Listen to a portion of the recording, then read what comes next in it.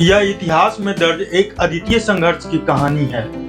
एक ऐसे नेता की जिसने सोई हुई जनता को जगाया, जिसकी ताकत ने साम्राज्यों को हिला दिया। यह कहानी है उस क्रांतिकारी की जो आजादी का स्वप्न लेकर दुनिया के कोने कोने में घूमता रहा। नेताजी सुभाष चंद्र बोस। 23 जनवरी 1897, कटक, ओडिशा। ब्रिटिश शासन का भारी दबाव, लेकिन एक बंगाली परिवार के घर में एक ऐसे बच्चे का जन्म होता है जो आने वाले समय में क्रांति का प्रतीक बन गया। वकील जानकी नाथ बोस और प्रभावती देवी के घर जन्मे सुभाष बचपन से ही असाधारण तीक्ष्ण बुद्धि और संवेदनशील हृदय रखते थे। शांत, अंतर्मुखी, लेकिन न्यायप्रिय और साहसी थे। उनके भीतर राष्ट्र प्रेम का बीज बचपन से ही बोया गया। स्कूल में अंग्रेज प्रिंसिपल द्वारा एक भारतीय छात्र का अपमान होता है। 14 वर्ष का बालक सुभाष भीड़ से आगे आता है और कहता है, किसी मनुष्य की गरिमा उसकी त्वचा के रंग से नहीं बल्कि उसके चरित्र से होती है। यह क्षण उनका पहला विद्रोह था, एक ऐसी चिंगारी जो आगे चलकर ज्वाला बनेगी। साल 1919, सुभाष चंद्र बोस लंदन में प्रतिष्ठित इंडियन सिविल सर्विसेज की परीक्षा देने पहुंचे। वे साबित करना चाहते थे कि भारतीय बौद्धिक रूप से किसी से कम नहीं है। 1920 में सुभाष ने ICS परीक्षा में चौथा स्थान प्राप्त किया। यह उनकी तेज बुद्धि का प्रमाण था, लेकिन उनके भीतर कुछ चल रहा था। आत्मा और महत्वाकांक्षा के बीच का संघर्ष। क्या वे अंग्रेजों की नौकरी करें या अपने देश की स्वतंत्रता की लड़ाई में कूद पड़े। समारोह के मंच पर सम्मान ग्रहण करने से पहले सुभाष ठहरते हैं। वे माइक उठाते हैं। मैं अंग्रेज साम्राज्य की सेवा नहीं कर सकता, मेरा कर्तव्य है अपनी मातृभूमि की सेवा। संपूर्ण सभागार स्तब्ध हुआ। इतिहास मोड़ ले चुका था। सुभाष 1921 में भारत लौटे और राष्ट्रीय आंदोलन में एक प्रचंड ऊर्जा बनकर उभरे। सुभाष का व्यक्तित्व, कठोर अनुशासन, अद्भुत व्यक्तित्व और असीम साहस, वे युवाओं के नायक बन चुके थे। 1938 में वे कांग्रेस के अध्यक्ष चुने गए, लेकिन रास्ते अलग थे।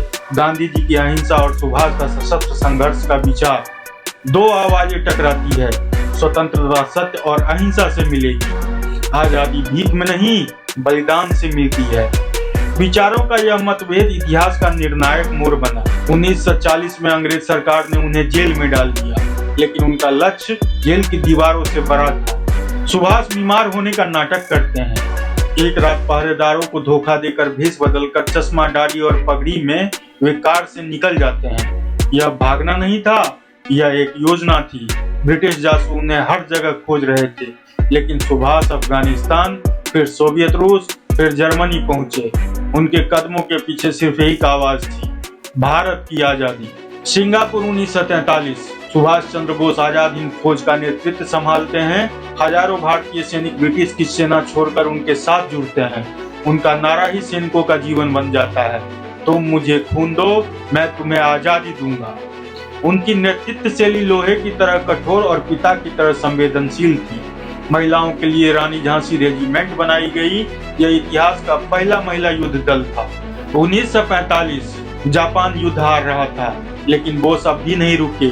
वे टोक्यो से मानचुरिया की ओर जा रहे थे। 18 अगस्त 1945, ताइवान के ताइहोकू एयरपोर्ट से उड़ा विमान दुर्घटनाग्रस्त हो गया। कहा जाता है कि आग में जलकर नेताजी की मृत्यु हो गई, लेकिन इसके बाद कुछ ऐतिहासिक रिकॉर्ड्स और गवाहों की आवाजें उभरती है। उनकी मृत्यु कभी सिद्ध नहीं हुई। बहुत से लोग मानते हैं कि नेताजी जीवित थे और रूस में थे। सच क्या है, देश अब भी इसका जवाब खोज रहा है। नेताजी का निधन रहस्य बन गया, पर उनका प्रभाव नहीं।